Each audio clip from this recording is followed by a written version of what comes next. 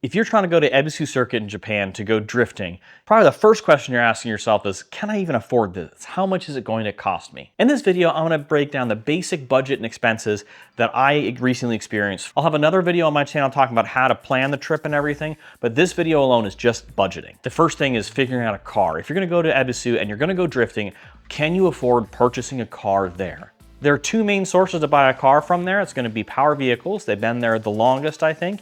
And there's also Sideways Experience. Both of them are based out of Ebisu and offer support for drivers and foreigners coming into the country for parts and service and stuff like that. As far as buying a car, I asked Power Vehicles when I was there what the typical cost of a drift car is nowadays. And they said to purchase something like a well-started out JZX 100, they've gone through, they've drift prepped and everything, make sure the subframe is free of cracks and fixed any of that. It's got a good diff in it, good coilover suspension, a good powertrain, make sure the engine and transmission is solid. That's probably gonna cost you anywhere from $20,000 to $25,000 US dollars, which seems like a lot, but if you split that cost between you and a couple of buddies, it's not too terrible, especially if you're gonna go back to Japan a couple times a year. Even if it's just once a year, it's pretty good. If you're gonna go buy a car through Sideways Experience, it's probably gonna be very similar pricing, but I can't speak to it specifically. I know that their storage situation is a little different and there's a few other things that are different.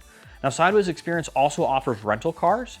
I don't know the exact pricing of that and what all is included with it. So take a look at their website if you want to figure out if you want to rent a car instead of buy a car.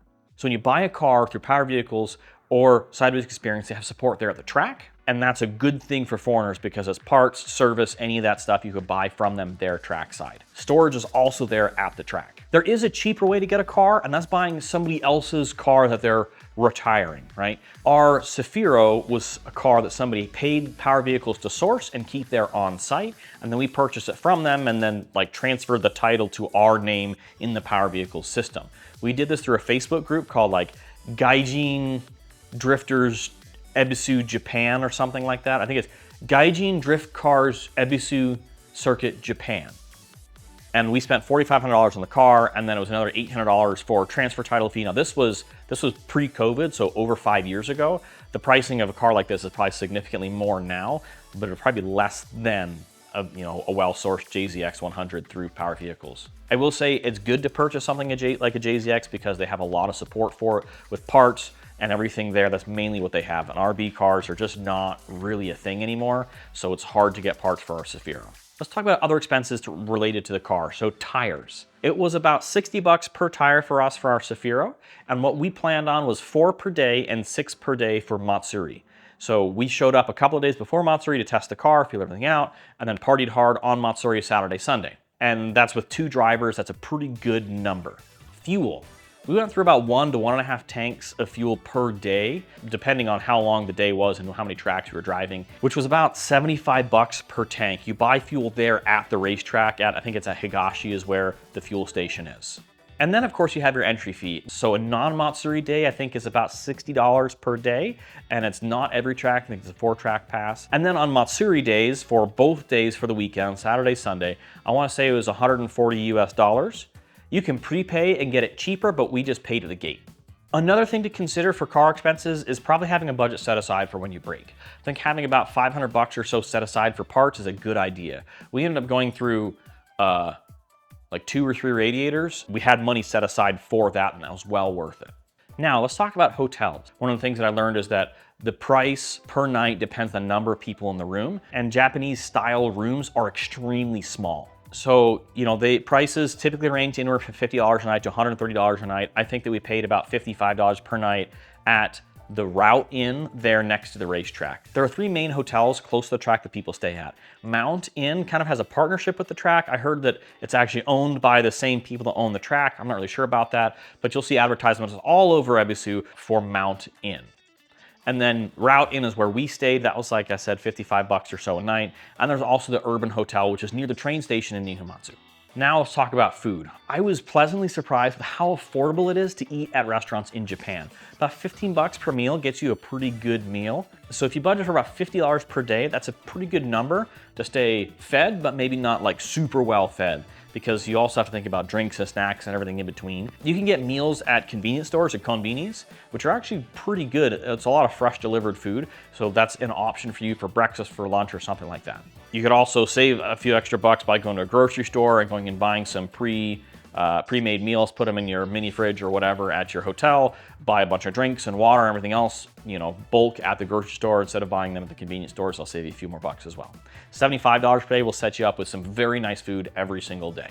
A few other things to consider for expenses are going to be something like a rental car and a train pass. We ended up renting a Toyota Yaris out of Tokyo to go do some of the other car stuff like Up Garage and A-Pit Super Auto Box, and that's how we got from Tokyo to Ebisu.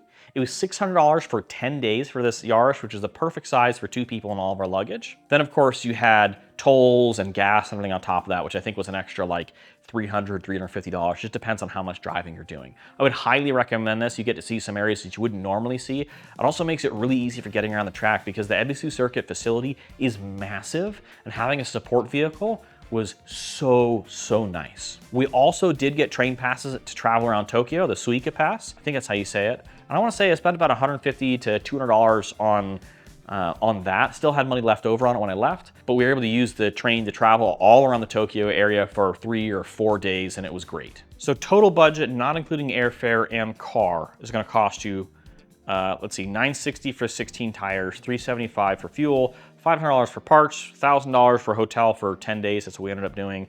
$600 for rental car, $350 for tolls and fuel, $200 for the Suica train pass, $600 for food, and $320 for track day passes. It totals up to $4,905. Now, that's solo if you didn't have somebody splitting expenses with you. I was splitting tires, fuel, parts, rental car, tolls, and so that actually dropped my price down to about $4,000 is about what I spent. So actually $3,500 is what I spent, not $4,000. One thing I want to note is that although that's the amount of money that I spent approximately, there are always ways to cut costs, and you can realistically do this trip for significantly cheaper if you are nickel and diming your way through things. You really watch your spending on food and on hotels, and you're always getting the best deal. So you can do it for significantly cheaper. Now when it comes time to booking airfare, I guess I'll say this. I would recommend going during one of the Matsuris, get there a couple days early, feel the car out, learn the tracks, party hard during Matsuri, stay for Monday afterwards because that's usually pretty chill. And so plan the amount of track time you have based on that. Airfare is going to be cheapest for fall Matsuri. Summer is going to be the hottest and humid. I don't know pricing for flying for summer Matsuri.